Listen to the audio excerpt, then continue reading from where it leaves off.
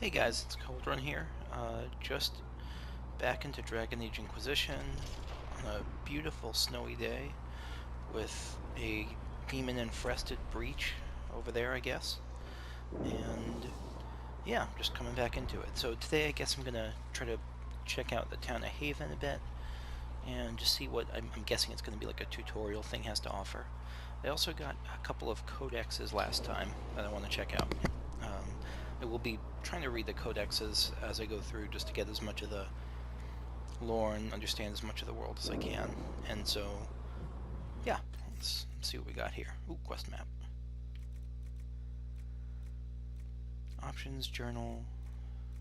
It's journal.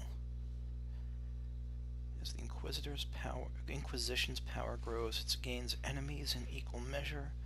It will take an iron will to bring Thetis back from the brink of chaos, but that is precisely what must be done. So that's probably coming up. It's like the main story path, I guess. Load, save. Okay, save. New save game. So that's how you save. Good. Okay. I wonder if you'll be able to save everywhere, or just in dungeons, or just outside of dungeons, rather. We'll see. Codex. Codex. Characters. Okay. What do we got here? I think we got Cassandra last time. Adar the Vashoth. The Kunari and Parvalan live under the Kun, a religious and philosophical doctrine dictating every aspect of their society. Coldrun Adar's... So Adar is my last name, or my family, or... I guess we'll see. Coldrun Adar's parents left that restrictive life before he was born, settling in the free marches and raising their child outside the Kun. The Kunari brought up outside their society are still feared, shunned, or misunderstood by most people in the South. The average citizen of Orlais or Ferelden assumes they are cold-blooded thralls or vicious bandits. Okay. So we're not like the hyper-religious Kunari that we saw in Dragon Age 2. But we're still not like accepted. Okay. Kunari who are not part of the Kun, facing limited acceptance in society, often take advantage of their reputation by taking on mercenary work. Coldrun Adar joined the Valo Kas mercenary company as a young adult. Making a name for himself over the years as a capable and resourceful soldier, he was hired to provide protection at the Conclave, as a neutral party to stand between Templars and mages. So kind of the Kunari who live here are kind of forced into this. After the disastrous explosion at the Temple of Sacred Ashes that killed the Divine, Adar was the only survivor. Rumors that the mysterious mark on his hand is a sign of the Maker's favor were spread by those who claim they saw the Divine Prophet, Andraste herself, lead Adar out of the Fade. So the mushroom-headed... So people saw that mushroom-headed specter, and some people are saying it's Andraste. From what I remember from Dragon Age 2, at least, people would not probably be all that happy about, like, a Kunari becoming, Prophet Pants becoming, like, the chosen one or whatever.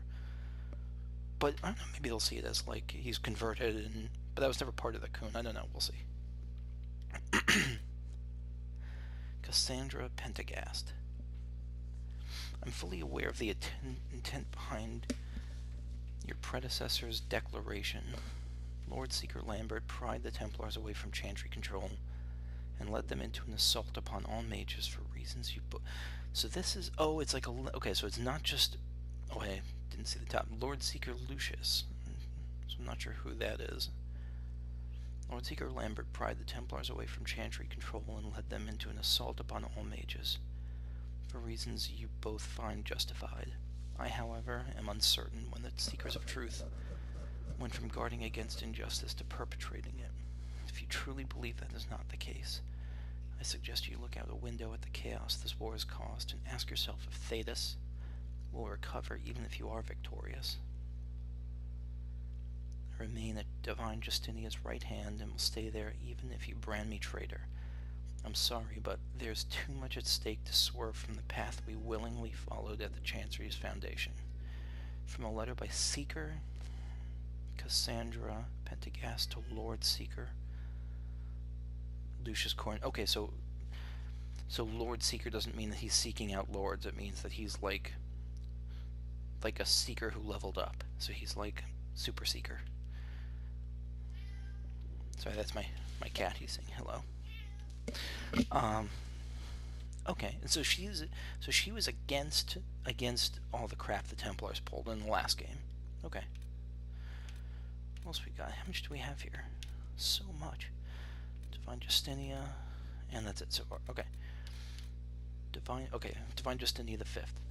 Formerly the revered mother Dorothea of Orlais, Divine Justinia V rose to power after the death of Divine Beatrix III in the year 934 of the Dragon Age.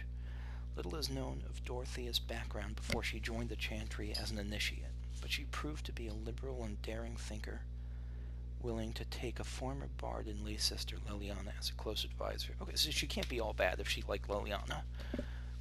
A headstrong devotion to her own agenda and rumored support of the Made Rebellion earned her no small dislike from the powerful priests long used to controlling access to the divine.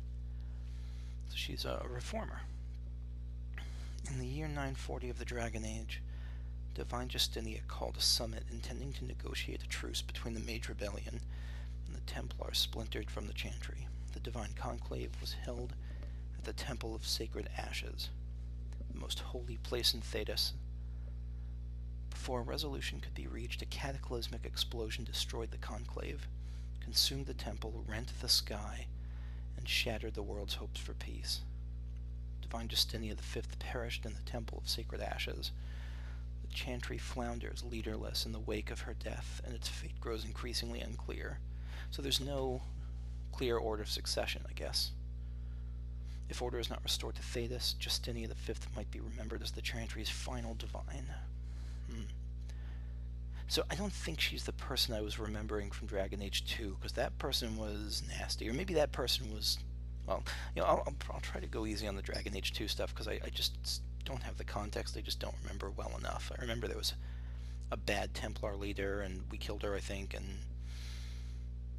I don't remember. So I'll try to treat this as kind of its own game. What else? Oh my goodness, okay. Groups. The Kunari. The people of the Kun are perhaps the least understood group in Thedas. The Kunari wars were brutal, but so was the Chantry Schism.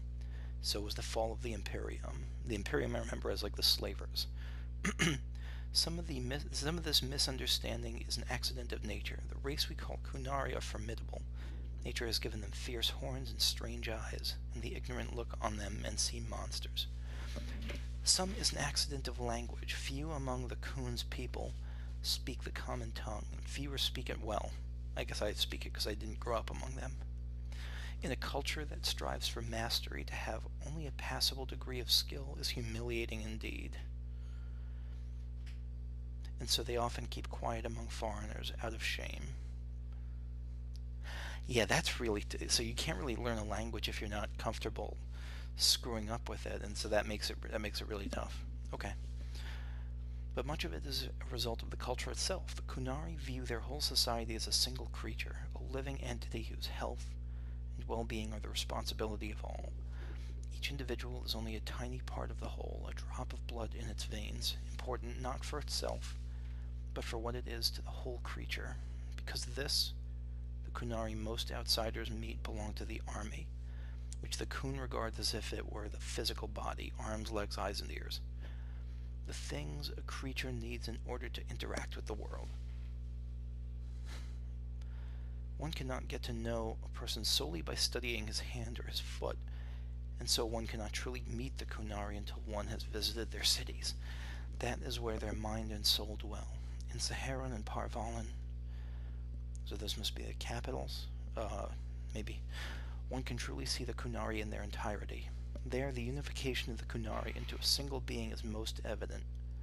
Workers, whom the Kun calls the mind, produce everything the Kunari require. The soul, the priesthood, seeks a greater understanding of the self, the world, and exhorts the body and mind to continually strive for perfection. The body serves as the go-between for the mind, the soul, and the world. Everyone and everything has a place decided by the Kun, in which they work for the good of the whole. It is a life of certainty, of equality, if not individuality. From the writings of the Seer of Kontar, 841 Blessed.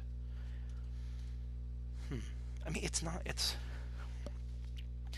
an appealing, it seems like it could be an appealing notion if the lot in life you're given fits what you want to do, but I guess it depends on how they pick people, like how they determine whether you get to be a tailor or a priest or whatever. If it's decided from birth and it doesn't fit with your interests, then that sounds like it could be frustrating and stifling. But I imagine there have to be people among the Kunari who feel satisfied with that.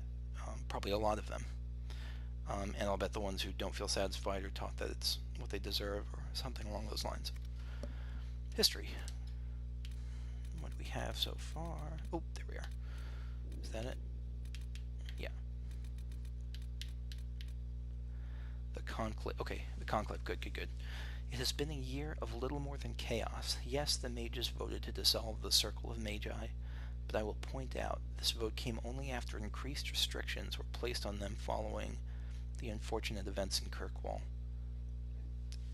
What other choice did they have? Yes, the Templar Order abandoned their duties and elected to pursue the mages to bring them back in line, but after 1,000 years in which their sole role was the mages' keepers, what else could one expect? They envisioned the war over quickly, a single battle that would see the mages' resolve crumble, after which they would meekly return to confinement. That did not happen. This conflict could drag on forever, with advantage on neither side. Both Templars and mages see this, and thus they have agreed to come to the conclave. This is our chance. Words need to be said which have not been said. A compromise must be reached because there is no other choice. I believe this with all my heart. I am not without fault in all this. Perhaps I pushed too hard for reform, or not hard enough. The Maker has seen fit to give me another chance. I will not squander it. The Temple of Sacred Ashes is where together we will make history, and with luck we will be remembered kindly for it. From the Journals of Divine Justinia the 5th, Dragon 941. Show image. What's show image? Oh, cool. That's very cool. I could have checked the other images. So it's I guess, I don't know, it's just a knight with fallen leaves on it that look almost like blood. That's really interesting. So, yeah, Justinia really was a reformer. And she did want, it sounds like she was willing to reach out, and words need to be said which have not been said, so she really was willing to compromise. It makes me wonder who might have been behind the explosion, the breach and all that. And I'm guessing it was someone who it had to be someone who was against peace. I don't think it was just an outside party. I don't think it was just like a demon who, by coincidence, happened to break into the conclave. Maybe it was a Templar or a mage who didn't want the peace to go through, or someone, like a hardline reactionary within the chantry, who was against Justinia's reforms. Maybe. I want to go back to see what the icons are here. Adar the Bashath. So this is, so it's two rams bashing against each other. Maybe is that a Kunari symbol? Or maybe it's a symbol of Adar. Like a family that left the Kun, like charging against tradition, I don't know. Lord Seeker Lucius, so that's such a badass picture of Cassandra. I immediately like her a lot. So she's like on a knight and horseback with with eye flag above, and the eye on her chest. That's a fantastic image. Divine Justinian V. That must be her. Interesting. I know that she's supposed to be like Chantry Pope and all, but this looks very Egyptian. She looks almost like a bust of like a Nefertiti or something like that, especially with the that's what it reminds me of.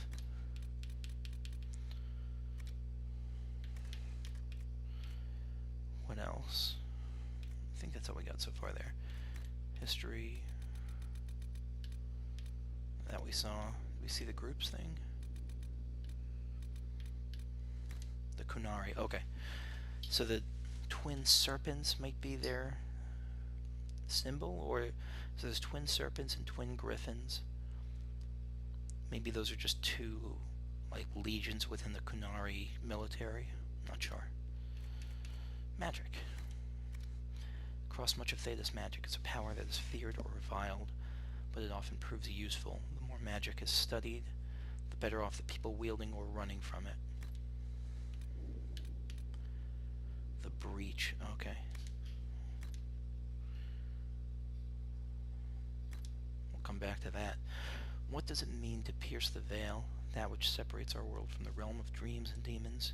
For the average man and woman, it is a frightening thought to consider just how fragile this separation actually is.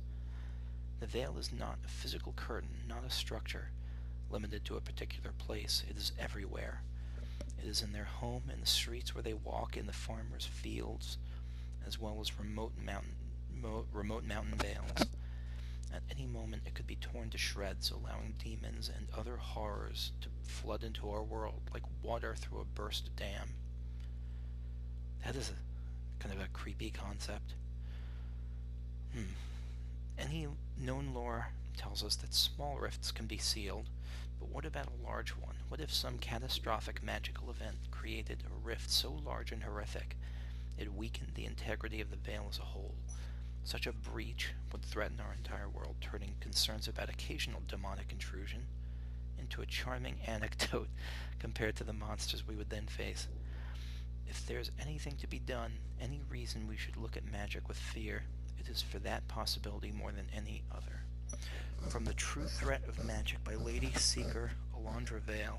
So this is, I'm just trying to think of the context here, so who the source is on this. So this info about the breach is written by a seeker, someone from Cassandra's organization. I don't know if there's another side to it, though. I don't know if there's like a pro-breach faction that sees the good in it, because demons sound like they're just pretty bad. Okay. And so, in the context, I guess, is this person supposed to be the person causing it? Because their hand is reaching through it, but they're also not looking at their work. I mean, they're covering their face as they're ripping open to the veil. Okay, tutorials. The Inquisition has to start somewhere. Party members, status effects. Party members and enemies can be affected by or innately possess a range of status effects. The list below provides a brief synopsis of general terms. Debilitating effects. Disabled includes frozen, paralyzed, stunned, and asleep. Target cannot move or take any action. This effect usually has a limited duration or an action that ends it. Taking damage causes a sleeping target to wake up. Note, you can hit disabled targets with abilities marked as detonators to cause devastating combo effects. Okay. I'm really bad often at remembering like to do combos, but I'll try in this case. Taking damage over time includes burning, poison, bleeding. Target takes ongoing damage of a given type over a period of time. Chilled. The target moves and then attacks more slowly. So chilled is chilled is just all around slow. Confused. The target will attack its own allies. That's going to be annoying at some point, isn't it? I wonder if it's like Final Fantasy where you can cure it by just hitting that person. I'm afraid it's not. We'll see. Knocked down. The target lies prone on the ground and will require a few moments to get back on its feet. I remember that being super annoying against like ogres and stuff like that in prior Dragon Age ones.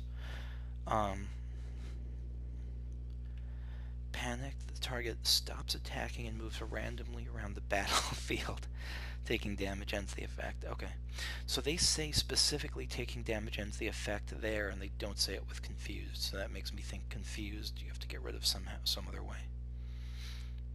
Shocked, the target's magical resistance is reduced. It will take bonus damage from magical attacks. Slow, the target moves more slowly. Wasn't that chilled? Oh, so chilled means it's slowed plus its attack speed is slowed. Okay. So a slowed target still attacks at the normal speed. Swarmed, the target is covered. Not the bees! Target is covered in bees. It takes ongoing damage and has a chance to become panicked as a result of the stinging. Yeah, I think so. Sundered, the target's armor is reduced. It will take bonus damage from physical attacks, so same thing as, what was that called? Shocked, but physical.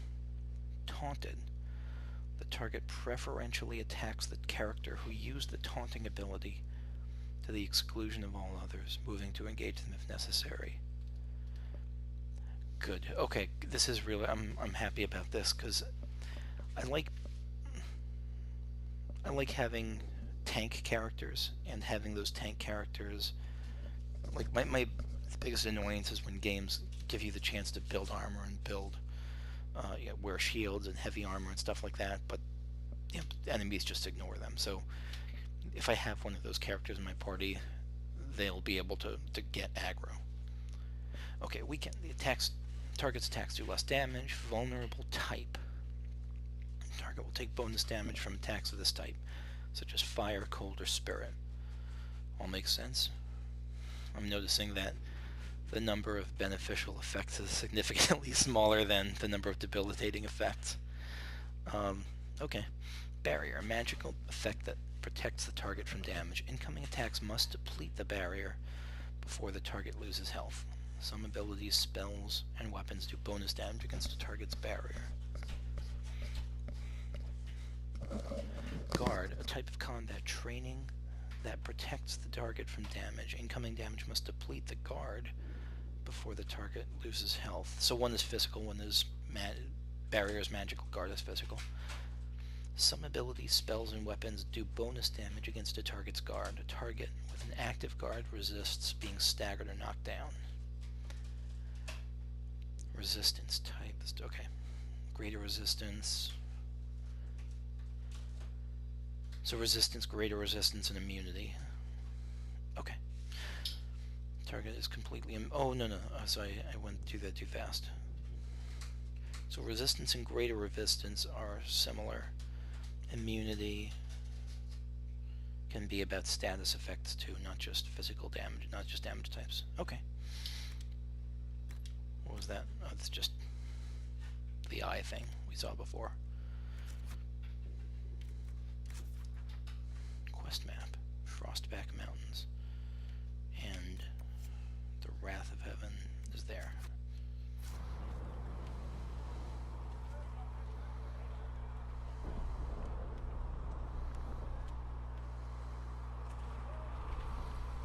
Okay, just a second, I'm just gonna go here. Trolls, I like the inversion.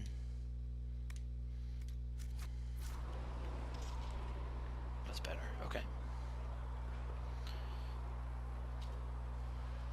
Can I see what I'm wearing, what I'm using? Not yet.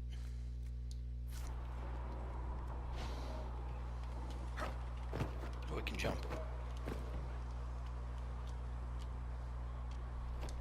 Cassandra, you're being very patient, and I want you to know that I appreciate it.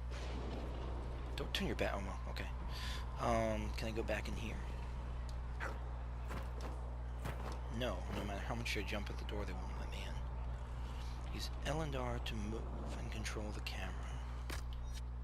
Ooh, whoop, that did a thing. What did I just do? Oh, L stick. L stick to move, and R stick to control the camera. I see. How do I get rid of this? Maybe just by moving it. So what's this? Attack my target, disengage, read a book. No, that's being covered up. Clear commands, hold position, locked, healing potion, empty. How do I get out of this?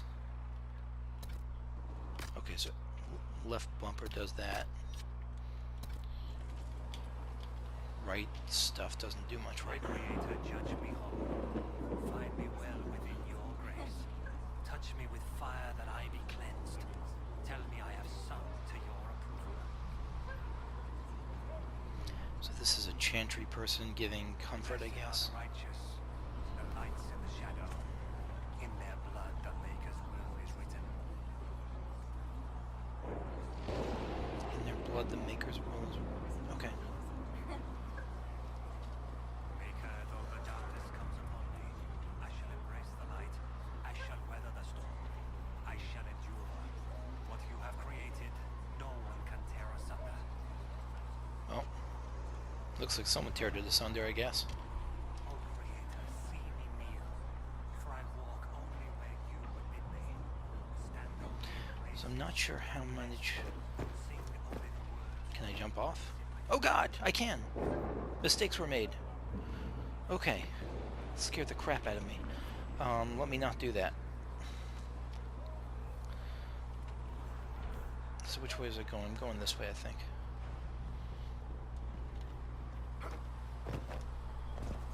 Was that a death? Was that a reset? I don't know. I think the game's having mercy on me. I probably can't die exactly right now. I'm trying to jump on these boxes like Mario. Okay. So we got corpses. Someone praying over them. He's in the same garb as that other guy. Open the gate. We are heading into the valley. Oh, we're heading into the valley. Oh. Okay, so it looks like we're getting. I just noticed we're about the half-hour mark. This is kind of where I want sessions to go. I don't want them to go like full hour long or anything like that. So this may be a very long series. Just all on the bits and pieces. Again, maybe I won't even finish the game. I hope I do, but I'm not really feeling in a super rush about it. I really want to. When I play Dragon Age Origins and Dragon Age 2 and a whole lot of games, I feel like I rush through them. And with this one, at least, I really want to try to get all the meat out of it that I can. And if that means I go slow and I have some like just Codex sessions, I'll try to label those as best I can, so you don't. If you're watching and you don't feel like it, then I don't want you to feel like tricked or like you wasted your time. But yeah, that's going to be about it for now, and next time I will go through this gate and see what awaits me.